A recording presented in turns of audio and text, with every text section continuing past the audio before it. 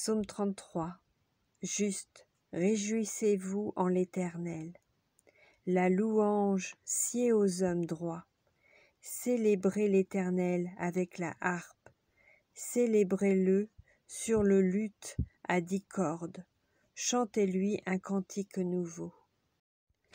Faites retentir vos instruments et vos voix, car la parole de l'Éternel est droite, et toutes ses œuvres s'accomplissent avec fidélité.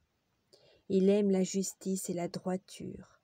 La bonté de l'Éternel remplit la terre. Les cieux ont été faits par la parole de l'Éternel, et toute leur armée par le souffle de sa bouche. Il amoncelle en un tas les eaux de la mer. Il met dans des réservoirs les abîmes. Que toute la terre craigne l'Éternel, que tous les habitants du monde tremblent devant lui.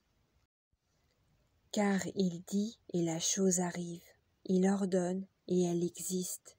L'Éternel renverse les desseins des nations. Il anéantit les projets des peuples. Les desseins de l'Éternel subsistent à toujours, et les projets de son cœur, de génération en génération. Heureuse la nation dont l'Éternel est le Dieu. Heureux le peuple qu'il choisit pour son héritage.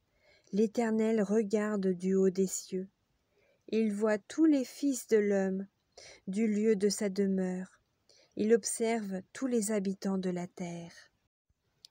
Lui qui forme leur cœur à tous, qui est attentif à toute leur action. Ce n'est pas une grande armée qui sauve le roi. Ce n'est pas une grande force qui délivre le héros. Le cheval est impuissant pour assurer le salut. Et toute sa vigueur ne donne pas la délivrance.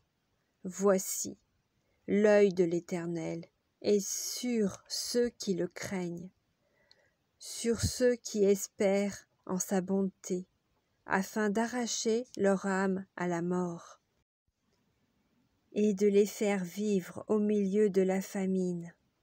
Notre âme espère en l'Éternel.